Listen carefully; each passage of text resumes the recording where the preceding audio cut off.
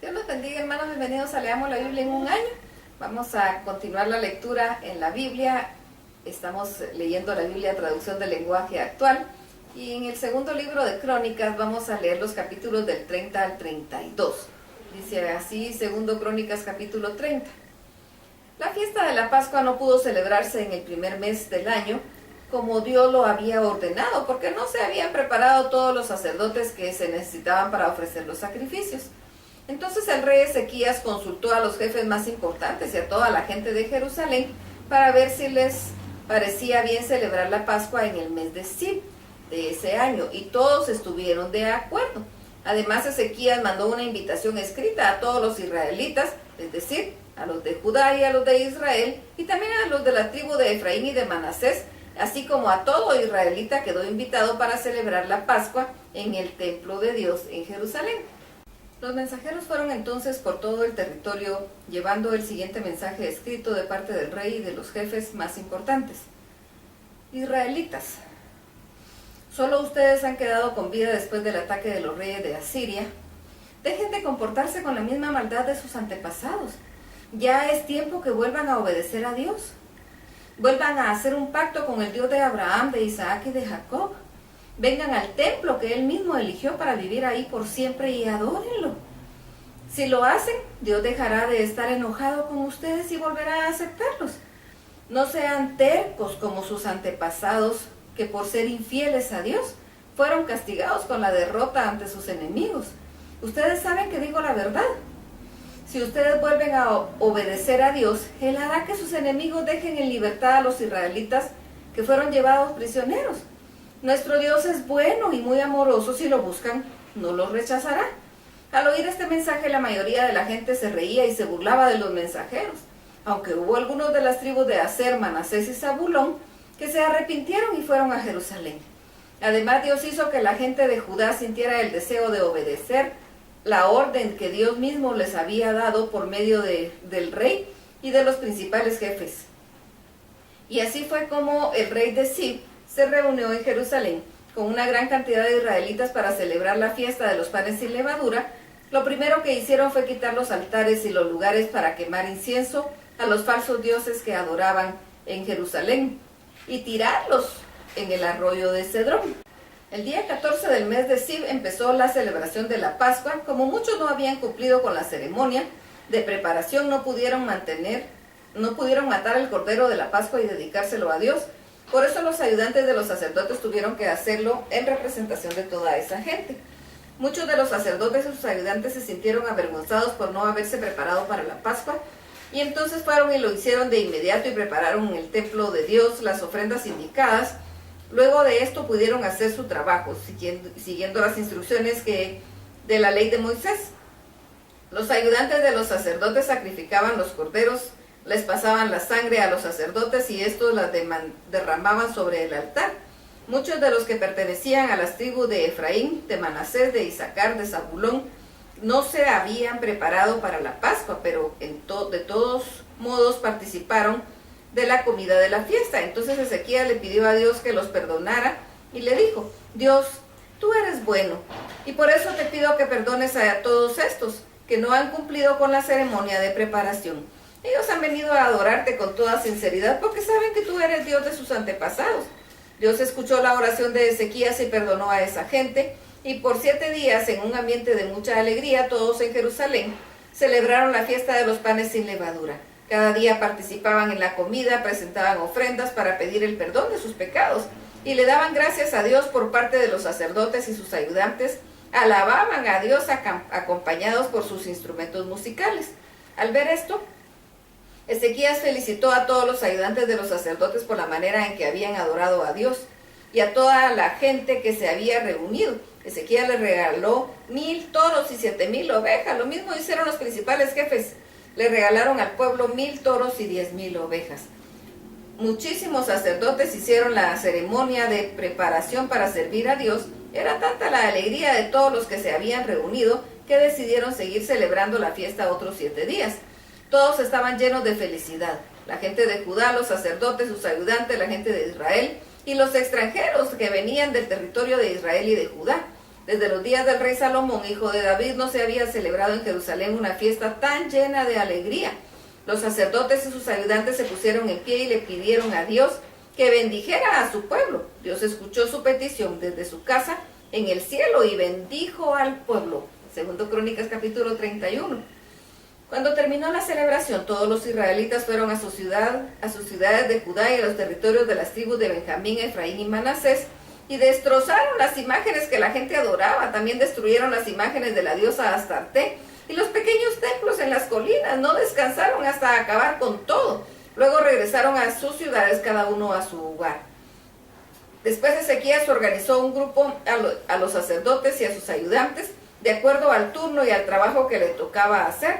Unos presentaban las ofrendas para agradar a Dios o para pedir perdón por los pecados, otros daban gracias y alababan a Dios, y otros servían como vigilantes en las entradas del templo.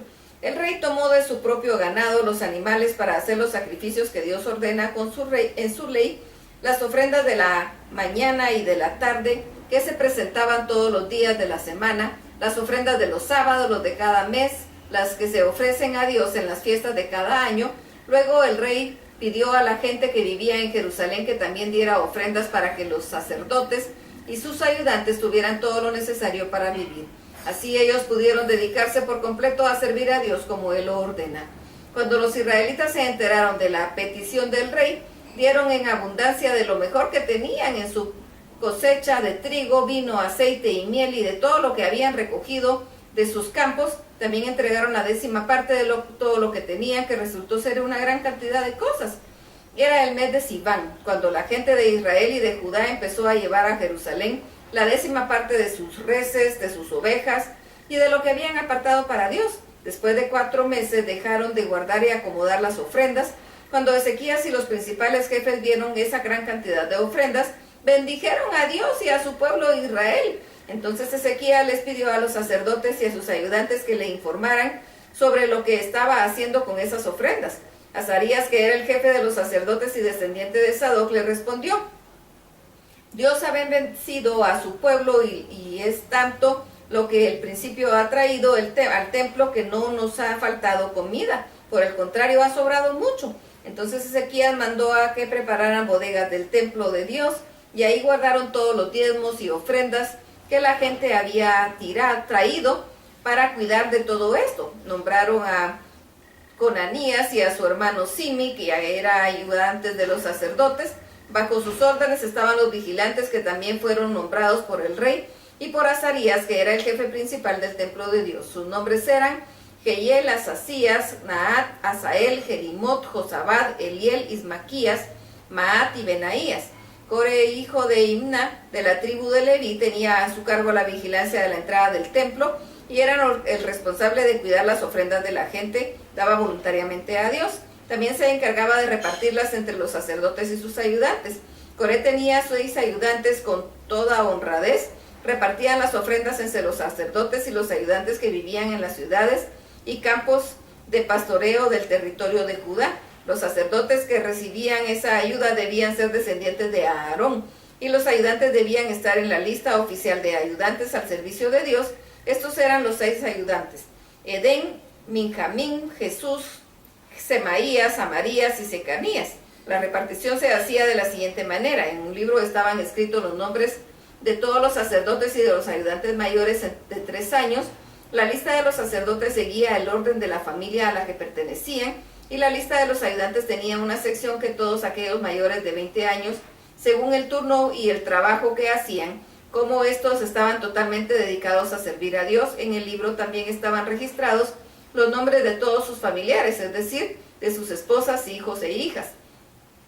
Y así todos los sacerdotes y levitas que iban al templo para cumplir con sus trabajos diarios, según el turno y trabajo que les tocara hacer, recibían la parte que les correspondía. Ezequías tuvo éxito en la organización del trabajo del templo, porque todo lo hizo con el único deseo de agradar a Dios y porque siempre actuó de acuerdo con su ley. Por eso Dios consideró que todo lo que Ezequías hizo en el territorio de Judá lo había hecho con sinceridad.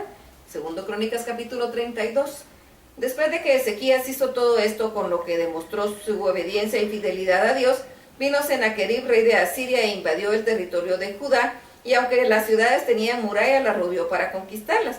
Cuando Ezequías se dio cuenta de que Senaquerib había decidido atacar también a Jerusalén, reunió a los principales jefes del pueblo y a sus soldados más valientes y les propuso tapar los pozos que estaban fuera de la ciudad. De esa manera los asirios no tendrían agua para beber. Todos estuvieron de acuerdo en hacerlo y de inmediato reunieron a mucha gente para tapar todos los pozos y para cortar el paso del río que cruzaba la ciudad. Así cuando el rey de Asiria llegara no tendría suficiente agua. Luego Ezequías cobró ánimo y mandó a reparar la muralla de la ciudad, construyó torres sobre ella y también edificó otra muralla exterior. Además fortaleció el relleno de la tierra del lado este de la ciudad de David y fabricó una gran cantidad de lanzas, escudos.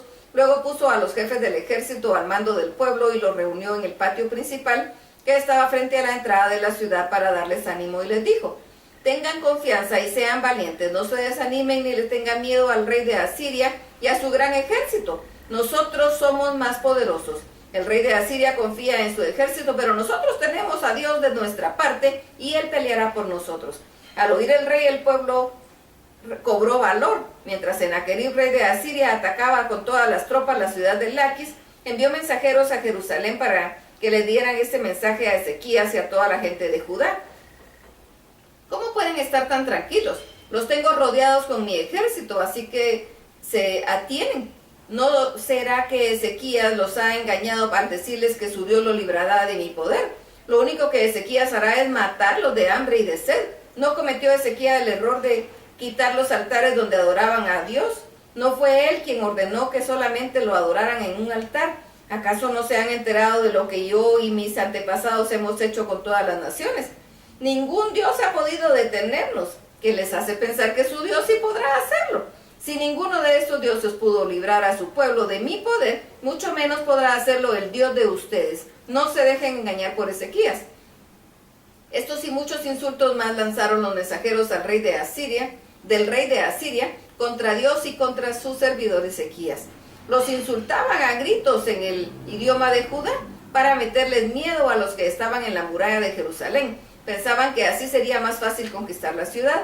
Además, Senaquerib escribió cartas en las que también insultaba a Dios de Israel. En ellas decía: si los dioses de las demás naciones no pudieron librarlas de mi poder, mucho menos podrá el Dios de Ezequías librar a su pueblo. Senaquerib y sus mensajeros pensaban que Dios era como los dioses de las naciones de la tierra, que son fabricados por los hombres. Ante esa situación, el rey Ezequías y el profeta Isaías, hijo de Amós, clamaron a Dios y le pidieron ayuda. En respuesta, Dios envió un ángel que mató a los valientes soldados y jefes del ejército del rey de Asiria. A Senaquerib no le quedó más remedio que regresar a su país lleno de vergüenza.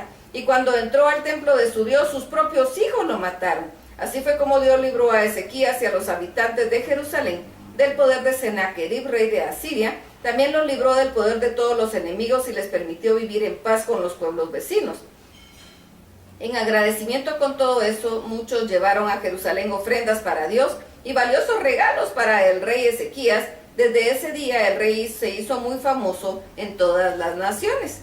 En esos días Ezequías se puso enfermo, estaba a punto de morirse. Sin embargo, le pidió a Dios que lo sanara y Dios le dio una señal de que así lo haría. Pero Ezequías fue tan orgulloso que no le dio gracias a Dios por su ayuda. Entonces Dios se enojó tanto que decidió castigar a Ezequías y también a todos los de Judá y de Jerusalén. Sin embargo, Ezequías y los que vivían en Jerusalén se arrepintieron de su orgullo. Así, mientras Ezequías estuvo con vida, Dios dejó en paz a los habitantes de Judá y de Jerusalén.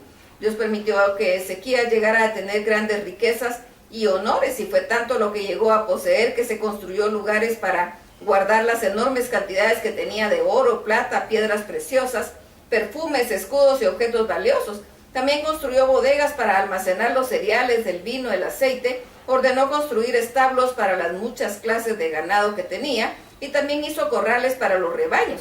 Además ordenó construir varias ciudades. Ezequías también mandó a tapar el paso de agua que salía del pozo de Gihón y luego hizo construir un canal para llevar el agua hasta el lado oeste de la ciudad de David.